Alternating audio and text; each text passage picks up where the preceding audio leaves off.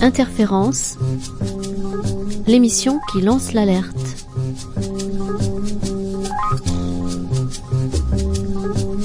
Ils sont salariés d'une entreprise ou agents dans la fonction publique. Ils sont indépendants, retraités ou sans emploi, élus ou simples citoyens. Tous ont en commun la volonté de dénoncer des faits, des actes, des pratiques qui leur semblent nuire gravement à l'intérêt général. Aujourd'hui, une expression les rassemble sous le terme de lanceurs d'alerte et leur objectif est de faire savoir au grand public, mais aussi aux autorités, tout ce qui constitue à leurs yeux des menaces pour leurs concitoyens. Ces menaces, ils en sont les témoins et souvent même les premières victimes, qu'il s'agisse d'environnement, de santé, de justice ou de n'importe quel autre sujet de société. Témoignages, interviews, reportages, interférences dans ces micros aux lanceurs d'alerte pour tenter de mieux comprendre les enjeux contemporains. Interférence, Nicolas Coulot.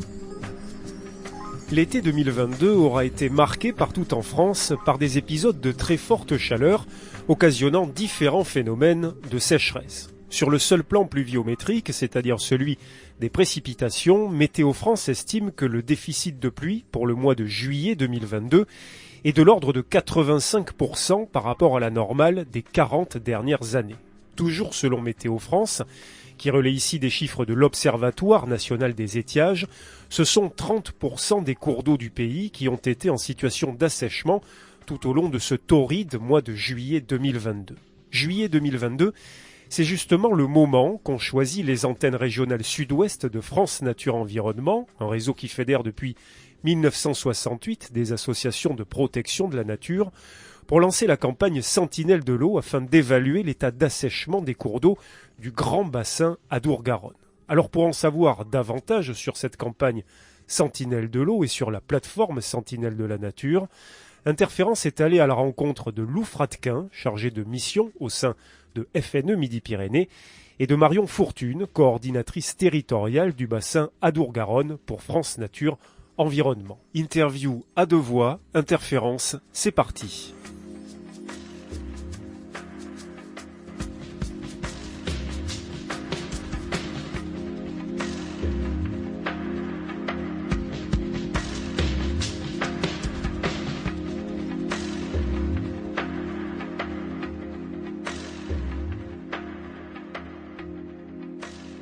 Bonjour, je m'appelle Lou Fratquin, je suis juriste chargée de mission Sentinelle de la Nature à France Nature Environnement Midi-Pyrénées. On parlera plus tard des sentinelles de la campagne Sentinelle de l'eau à sec qui s'insère donc dans une démarche plus générale qui est celle de la plateforme Sentinelle de la Nature qui est donc un réseau et vous traitez les signalements d'atteinte à l'environnement que font remonter les citoyens. C'est un outil que vous avez mis en place, si je ne me trompe pas, en juillet 2019 en partenariat avec France Nature Environnement Languedoc-Roussillon et puis France Nature Environnement dans son ensemble. Quel type de signalement vous recueillez au sein de ce réseau ? On recueille des signalements qui sont ce que les gens constatent dans leur environnement immédiat. C'est souvent principalement des déchets, des dépôts de déchets, des décharges illégales. Il y a aussi pas mal de coupes d'arbres et de situations d'émissions polluantes. C'est les affaires les plus courantes. Un peu de pollution de l'eau aussi avec des mortalités de poissons ou des déversements de substances polluantes dans les cours d'eau. Pour les cas principaux, on peut s'en tenir à ça, mais c'est aussi très divers. Ça peut avoir une saisonnalité. Parce qu'il y a des dégradations à l'environnement qui dépendent du contexte. Par exemple, l'utilisation des pesticides à proximité des riverains, c'est plutôt au moment de l'utilisation des pesticides, donc au printemps. Et en ce moment, on est dans une période à l'automne où on est en période de chasse. Et donc, on a beaucoup de signalements et d'inquiétudes, par exemple, concernant ces faits-là. Pareil, tout ce qui est coupe d'arbres, c'est plus en ce moment. C'est très en dépendance de la nature, justement, puisque c'est de ça qu'il s'agit, et du coup, temporaire. C'est un outil qui fonctionne comment ? Ça se base sur un site internet et une application. Et en gros, les citoyens, tout un chacun, est invité à faire un signalement quand il constate quelque chose. C'est exactement comme ça que ça fonctionne. La page d'accueil, c'est une carte interactive. Parce que cet outil répond à un besoin et une pratique qui était déjà existante au sein de chacune des associations de protection de la nature et de l'environnement du réseau FNE, et notamment FNE Midi-Pyrénées. On est régulièrement sollicité par des personnes qui habitent, qui constatent que leur environnement est dégradé et qui viennent vers nous pour connaître quels sont les moyens d'action pour éviter ces dégradations, pour les résorber, ou comment réagir face à ces situations, et qui sont assez démunis. Et donc on a beaucoup de gens qui viennent vers nous à travers notre boîte contact, et on a répondu à ce besoin en créant cet outil qui permet de garantir la confidentialité des personnes qui s'adressent à nous, parce qu'il peut y avoir des faits qui sont plus ou moins graves, et certains faits relèvent d'une qualification pénale ponctuellement. Et donc d'avoir tous les éléments qui vont nous permettre à nous, qui avons un profil juridique dans le bureau des juristes et des chargés de mission sentinelle de la nature, de déterminer quels sont les leviers en droit de l'environnement qui vont nous permettre de éviter ces dégradations, ou en tout cas de tenter de les faire résorber.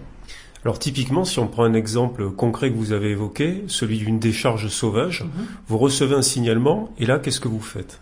On va d'abord alerter les services de la DREAL, la Direction régionale de l'environnement, de l'aménagement et du logement, qui sont compétents puisque ce sont les services du ministère de la transition écologique rattachés à la préfecture, et que en matière de décharge, c'est le préfet qui est compétent. Et si ceux-ci donnent suite à notre signalement, ils se rendront sur le site pour constater les faits et mettre en demeure ou bien l'auteur du dépôt ou bien le propriétaire du terrain sur lequel le dépôt a été réalisé, s'il est responsable par négligence de ce dépôt, de résorber les faits. Et au terme de la mise en demeure, on s'assure, après leur intervention, de contrôler que la mise en demeure a bien été suivie des faits. Et si c'est pas le cas, on envisage d'engager des poursuites.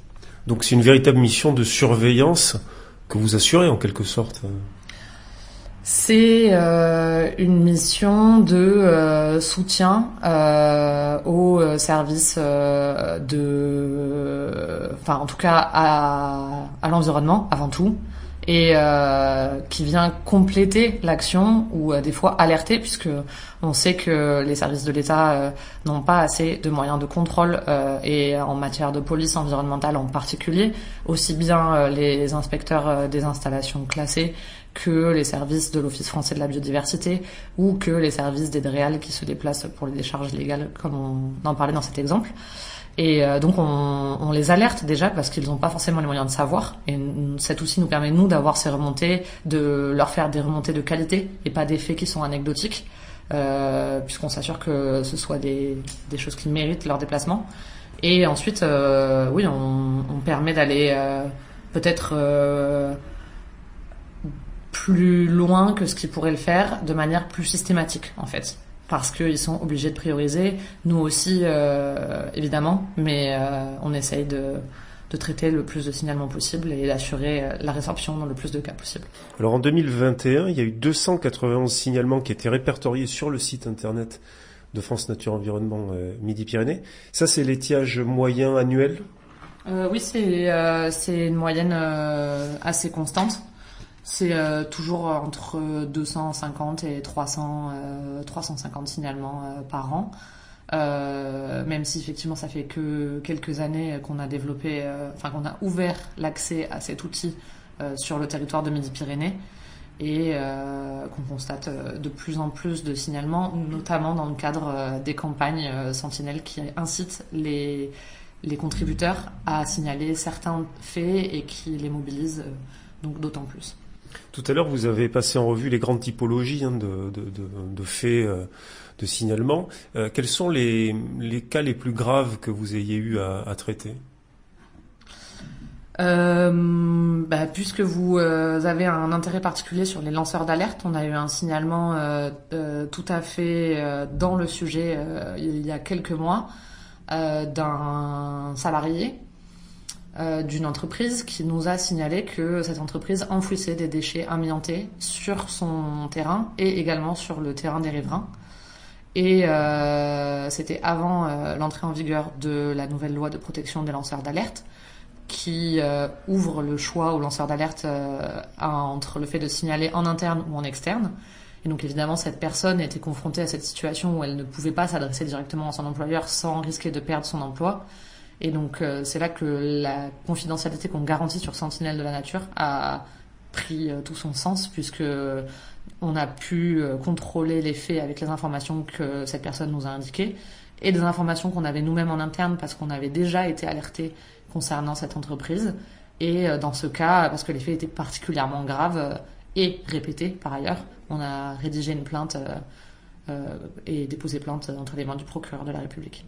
Et ça en est où aujourd'hui ce dossier ? Vu que la plainte a été déposée il y a quelques mois seulement, on est en attente du retour du procureur de la République. Les temps de la justice sont longs parce que comme pour le reste des services de l'État, ils sont totalement submergés. Les gens qui font des signalements, vous les rencontrez ou c'est uniquement par le biais de la plateforme et de l'application ? Alors, a priori, c'est uniquement par la plateforme et l'application parce qu'elles nous permettent de garantir la confidentialité des personnes, le respect des aspects réglementaires dans les signalements qu'ils nous font, notamment pas de violation de la propriété privée, sur le droit à l'image et différents aspects qui ont besoin d'être très factuels et qui sont mieux transmis à l'écrit. Et c'est bien pour ça que ce site est créé, parce qu'il invite à préciser les éléments clés et aide les personnes pour les guider, pour faire de bonnes alertes. Mais évidemment, on a aussi des personnes qui sont pas forcément à l'aise avec le numérique et on peut leur adresser simplement une adresse mail et recevoir des informations complémentaires par mail ou même des échanges téléphoniques dans les cas où ça s'avère nécessaire. Quand vous dites la confidentialité est garantie, ça se traduit comment ? Parce que ce ne sont pas des témoignages anonymes, mais qui restent confidentiels. Comment vous faites pour le leur garantir, ça ? La différence donc entre anonymat où on ne connaîtrait pas l'identité des personnes mais la confidentialité où on garantit qu'on ne divulgue pas leur identité, c'est parce que nous on a besoin de savoir qui sont ces personnes, ne serait-ce que pour leur préciser quelles sont les démarches qu'on engage suite à leur signalement. Donc on peut être amené à leur demander des informations complémentaires, on peut être amené à leur donner un suivi de toutes les démarches qui ont été engagées ou même leur indiquer eux-mêmes pour qu'ils puissent apprendre à réagir face à ces actions, quel courrier agir, quelle autorité est compétente. Et donc on a besoin de pouvoir échanger avec eux et évidemment ça implique de pouvoir les identifier. Donc c'est un engagement que vous prenez, un engagement moral que vous prenez vis-à-vis d'eux. Exactement. Alors il y a évidemment des signalements d'atteinte à l'environnement, mais il n'y a pas que ça, il y a aussi des initiatives, disons, positives que vous recensez sur votre site et sur votre application. Là, par exemple, quelles sont les typologies de signalements que vous recevez ? On a beaucoup de signalements en matière de bonnes pratiques sur la gestion de l'eau. Et on a cette idée de se dire que ce qui est une dégradation peut aussi devenir une bonne pratique et d'inciter par des solutions concrètes à ce que des comportements qui pourraient être des dégradations deviennent plutôt des bonnes pratiques.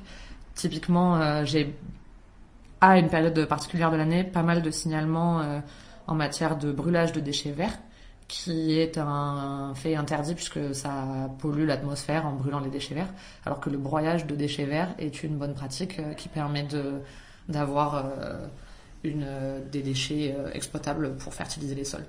Alors on a parlé du programme Sentinelle de la Nature.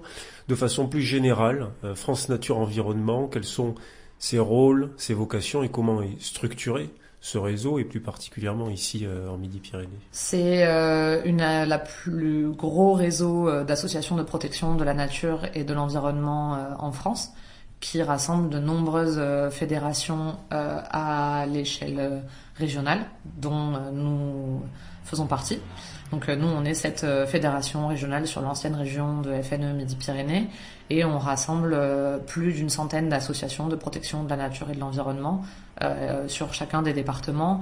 Il y a aussi des fédérations départementales, dans certains cas, qui sont constituées, qui ont un ancrage local. Et dans d'autres cas, c'est plusieurs associations qui peuvent avoir des spécificités plus sur la protection de la forêt, plus sur la protection des rivières, ou rattachées à des espèces emblématiques comme l'ours par exemple, Et donc nous, en tant que fédération, on cherche à répondre aux besoins de nos associations membres et à apporter un soutien notamment juridique, puisque le juridique fait partie des actions phares de FNE Midi-Pyrénées, aussi bien au niveau national que aussi au niveau de notre région. Marion Fortune, vous êtes chargée de l'accompagnement des représentants de France Nature Environnement dans les instances de la politique de l'eau dans le Sud-Ouest. Alors tout d'abord, j'aimerais brièvement qu'on revienne sur la façon dont la politique et la gestion de l'eau sont organisées ou gérées, parce que c'est pas forcément quelque chose que le grand public connaît. Effectivement, c'est très intéressant de commencer par là. C'est effectivement une spécificité de la thématique de l'eau. La politique est structurée en fonction de la réalité hydrogéographique du territoire. C'est-à-dire que les instances de concertation pour l'eau sont calqués non pas sur le découpage administratif par région ou département, mais sur les bassins et sous-bassins hydrographiques. Donc moi, par exemple, je travaille pour accompagner nos représentants au comité de bassin Adour-Garonne, qui est en fait le bassin de ruissellement des eaux depuis les Pyrénées, le Massif central et jusqu'à la façade littorale atlantique. Et donc toute cette entité géographique qui est une réalité pour l'écoulement des eaux. Et donc au niveau plus petit, on a des sous-bassins qui sont en fait les rivières et leurs affluents. Et donc ces sous-bassins ont aussi des instances de concertation qui s'appellent les SAGE, les schémas d'aménagement et de gestion des eaux. Et au niveau du grand bassin, ça s'appelle le SDAGE, donc le schéma directeur d'aménagement et de gestion de l'eau. Qui sont des établissements publics Alors c'est un peu plus compliqué que ça. Il y a un établissement public au niveau du bassin qui est l'agence de l'eau, qui est sous tutelle du ministère de la Transition écologique, qui en fait a la responsabilité de coordonner la rédaction du SDAGE, donc le fameux schéma directeur pour l'aménagement et la gestion de l'eau. En animant, en fait, en permettant au Parlement de l'eau de travailler. Ce Parlement de l'eau, c'est le comité de bassin. Et au niveau des sous-bassins hydrographiques, il n'y a pas systématiquement un établissement public qui porte, même si c'est de plus en plus répandu. Et en fait, du coup, il y a une structure publique qui porte en général la démarche. Et la structure de concertation s'appelle une CLÉ, donc une commission locale de l'eau. Bon, c'est plus clair en le disant. J'espère. Alors au sein du réseau Sentinelle pour la nature, il y a différentes campagnes et vous avez mené cet été la campagne qui concernait l'assèchement des rivières. Elle a commencé au mois de juillet, elle s'est terminée au mois de septembre. Tout d'abord, pour quelles raisons vous avez souhaité lancer cette campagne ? C'est vrai que cette année, on a eu un été extrêmement sec et malgré le fait que certaines se disent surpris de cette réalité, en fait, on le voyait venir depuis quand même plusieurs mois. Il y avait eu des alertes, on savait que l'été serait chaud et sec, et le printemps aussi, et l'hiver lui-même avait été déjà quand même problématique dans ce domaine-là. Et il y a de très gros enjeux sur la gestion quantitative de l'eau et le partage de l'eau entre les différents usages au niveau du bassin Adour-Garonne. Et donc on s'est dit, c'est l'occasion d'essayer d'utiliser ce nouvel outil, l'outil campagne de cette plateforme Sentinelle de la Nature, à la fois pour interpeller les citoyens et les citoyennes, pour les rendre acteurs et nous permettre ensuite, nous, d'aller interpeller les décideurs sur ces questions-là. Donc le principe, c'était de demander aux citoyens de signaler éventuellement des rivières, des affluents, des cours d'eau qui sont à sec. C'est comme ça que ça a fonctionné, cette campagne ? C'est tout à fait ça. Donc c'est une campagne qui a été déployée au départ par FNE Midi-Pyrénées, FNE Nouvelle-Aquitaine et FNE Auvergne-Rhône-Alpes, qui a été ensuite étendue à la Bretagne. Et on espère bien l'année prochaine l'étendre au territoire national.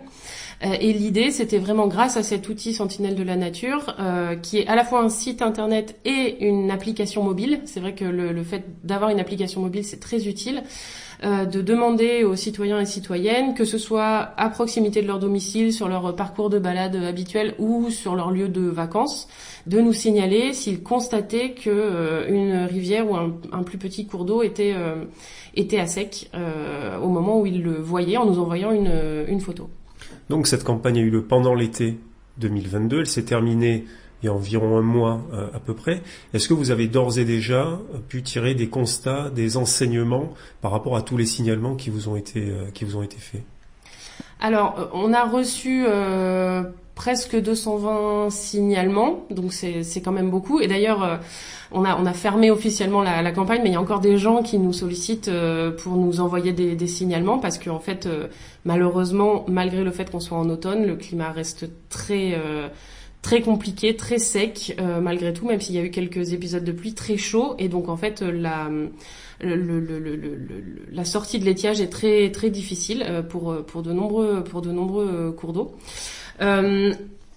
Bon, 220 signalements, c'est beaucoup, on est très content, mais ça reste pas suffisant pour avoir une exploitation statistique, on va dire, des choses.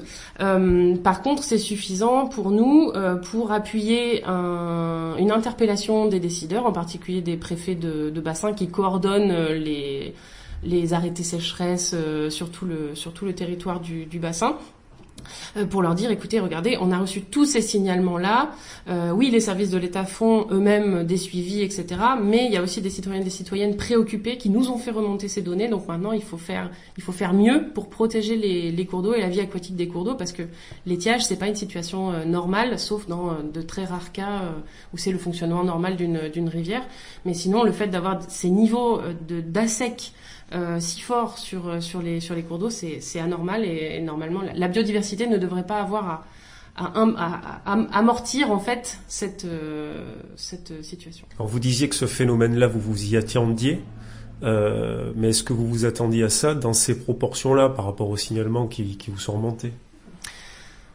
Non, on s'attendait pas à ce que ce soit dans ces proportions-là, et c'est vrai que particulièrement en Ariège, la situation a été très difficile. Ça a été le cas aussi dans le Lot. On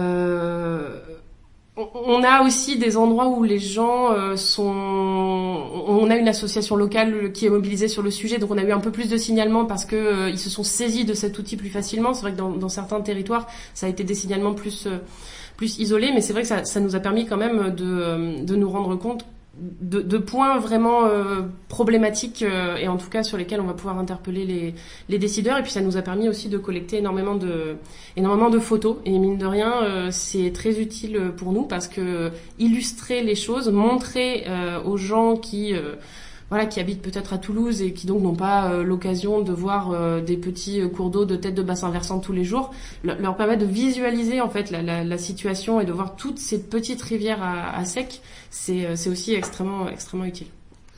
C'est une question qui va vous paraître un peu étonnante, mais quelles sont les conséquences pour l'environnement immédiat d'un cours d'eau, d'une rivière, d'un affluent, de son assèchement quasi complet? C'est des conséquences qui sont évidemment dramatiques pour les poissons qui n'ont absolument aucune autre alternative que de vivre dans l'eau. Donc dans certains endroits, les fédérations de pêche ont pu faire des pêches de protection pour aller relâcher les poissons plus loin, mais dans certains endroits ils n'ont pas pu, parce qu'en fait il n'y avait aucune autre portion de cours d'eau sur lesquels relâcher les poissons. Donc évidemment pour des animaux comme ça qui peuvent pas se déplacer très très très très loin, c'est des mortalités massives, et donc évidemment pour recoloniser le cours d'eau ensuite ça peut prendre des années. Ça a été un impact aussi sur toute la chaîne alimentaire, puisque évidemment si on impacte un endroit de la chaîne alimentaire par ricochet, ça atteint tout le reste de cette chaîne alimentaire. Et puis au final, la vraie inquiétude, c'est l'accumulation de ces épisodes-là sur de très nombreuses années. Parce que la biodiversité, l'évolution naturelle des choses, c'est aussi qu'il y ait des moments de crise et de choc, y compris climatiques. Mais le problème, c'est que là, on voit bien que la tendance, elle est à l'aggravation générale de ces sécheresses. Et donc, si on ne permet pas de laisser dans le partage de l'eau entre tous les usagers, de laisser suffisamment d'eau pour les usagers non humains, pour les poissons, pour toute cette biodiversité aquatique, les insectes, etc. En fait, au final, les populations vont s'affaisser et on va avoir une disparition massive de biodiversité de nos cours d'eau qui a déjà été très fortement impactée par les activités humaines ces dizaines de dernières années. Alors justement, parmi les facteurs qui ont conduit à cette situation, vous déplorez notamment la destruction de la moitié des zones humides en France entre 1960 et 1990. Est-ce qu'on pourrait d'ailleurs d'abord brièvement redéfinir ce qu'est une zone humide et au profit de quoi celles-ci ont été détruites en fait ? Effectivement, la question des zones humides est très très importante quand on parle d'eau. Donc effectivement, 50% de nos zones humides détruites, c'est un chiffre qui est plutôt une estimation basse, d'ailleurs. Ça peut, dans les études qui ont été faites, c'est très difficile à analyser, mais ça peut aller jusqu'à 70-80% des zones humides détruites.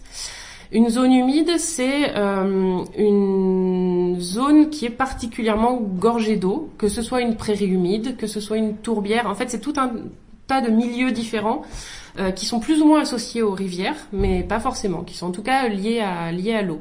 C'est vrai que quand on voit une prairie en bord d'un cours d'eau où il y a d'un côté de la rivière des vaches et de l'autre côté du maïs, on se rend pas forcément compte en fait que d'un côté peut-être s'il y a un petit troupeau qui est en train de pâturer, c'est toujours une prairie humide, peut-être même une prairie permanente parce qu'elle n'a pas été retournée ces 50 dernières années. Alors que de l'autre côté, potentiellement, pour pouvoir faire du maïs ou des céréales, on a drainé la prairie, qui du coup n'est plus une prairie humide, qui a été convertie en culture. Donc le fait d'avoir drainé a fait qu'on a transformé une zone humide en simplement une zone d'exploitation agricole. Et il y a effectivement, pour la disparition des zones humides, le facteur de conversion des pratiques agricoles qui jouent énormément, mais aussi énormément l'artificialisation des sols pour l'urbanisation, avec tous les lotissements. On a tous en tête un lotissement qui a poussé dans ces 30 dernières années à côté d'un endroit qu'on avait l'habitude de connaître en étant une zone naturelle, et énormément de zones humides ont été construites. Vous évoquez aussi le recalibrage des cours d'eau et des rivières. Qu'est-ce que ça recouvre, ce terme de recalibrage ? C'est une dynamique, c'est des politiques publiques qui ont été mises en place en même temps d'ailleurs que le remembrement qui a fait disparaître tout un tas de bocages et de haies champêtres pour faciliter en fait l'industrialisation de l'agriculture dans les années 50, 60.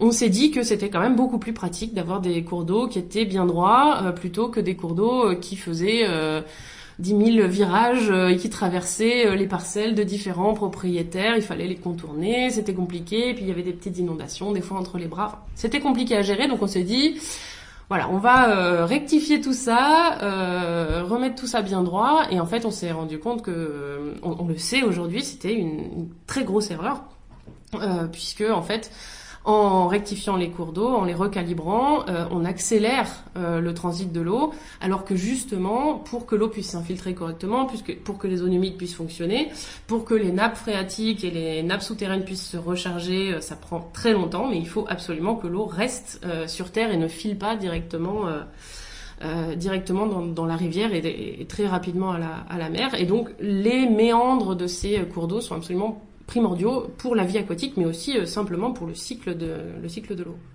Alors les données que vous avez recueillies dans le cadre de cette campagne, vous les transmettez à l'Office français de la biodiversité qui alimente lui-même un suivi national qui s'appelle Enquête d'eau.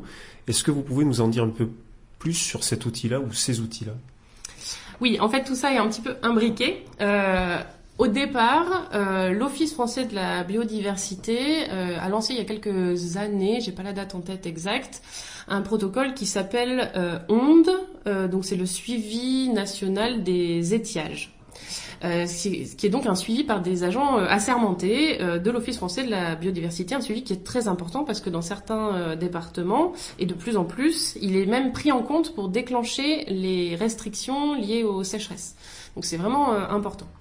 Mais évidemment, comme le disait Lou tout à l'heure, les services publics n'ont pas suffisamment de moyens pour assurer ces missions-là sur 100% du territoire, donc ils sont obligés de prioriser des endroits qui leur paraissent les plus importants, les plus vulnérables, mais ils peuvent pas être partout.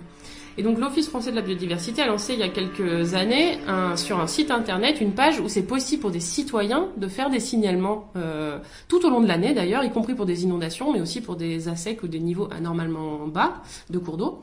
Donc ça s'appelle enquête d'eau. Et donc j'invite tout le monde à aller voir à quoi ça ressemble. C'est très facile de faire des signalements sur cette plateforme-là. Et donc nous on s'est dit en complément à enquête d'eau, pour alimenter enquête d'eau, on va utiliser la capacité de notre outil Sentinelle de la Nature à être en particulier dématérialisé sur une application mobile, ce que ne fait pas encore enquête d'eau, pour pouvoir, sur ce moment très particulier de l'étiage où les cours d'eau sont au plus bas, lancer cette campagne d'ASSEC pour faire remonter les données à l'OFB qui, du coup, par ricochet, peut-être dans certains cas, les aider à mieux orienter le terrain que les agences sont amenés à faire pour le protocole ondes. Alors on a parlé évidemment des signalements de situations critiques d'assèchement des cours d'eau, mais il y a aussi des signalements, de la même manière que sur la plateforme Sentinelle de la Nature, des signalements d'actions positives ou d'initiatives en tout cas positives en matière de gestion de l'eau. Est-ce que vous avez des exemples en tête comme ça qui vous viennent à l'issue de la campagne que vous avez menée cet été ? Alors c'est vrai que la campagne était vraiment ciblée sur les assecs de cours d'eau, ce qui est une situation plutôt anormale. Mais on a aussi, et en particulier sur le sujet de l'eau, c'est vrai, des exemples de bonnes pratiques. Alors en particulier, en Haute-Garonne, on a une bonne pratique de reméandrage de cours d'eau et de protection des zones humides d'expansion des crues.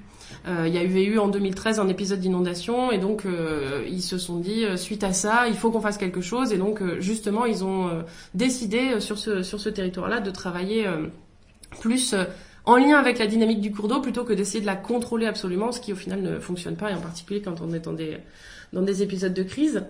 On a aussi un signalement sur Toulouse d'une plateforme qui a pour objectif d'installer massivement des jeunes paysans et paysannes en agroécologie, donc avec du conseil à l'installation, etc.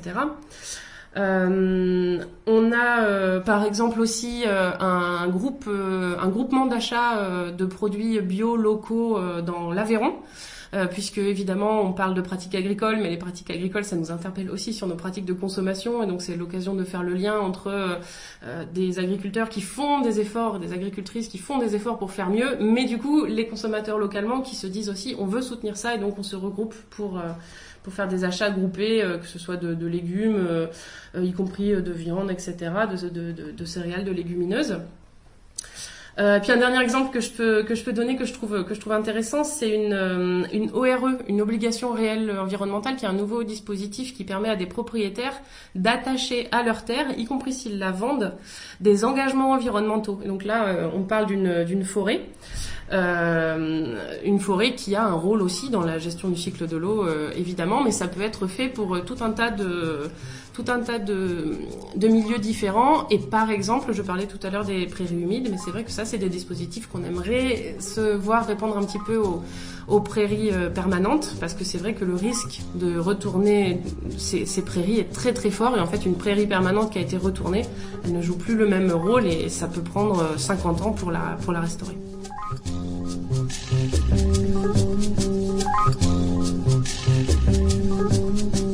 Merci à Lou Fratquin et à Marion Fortune d'avoir été les invités d'Interférence.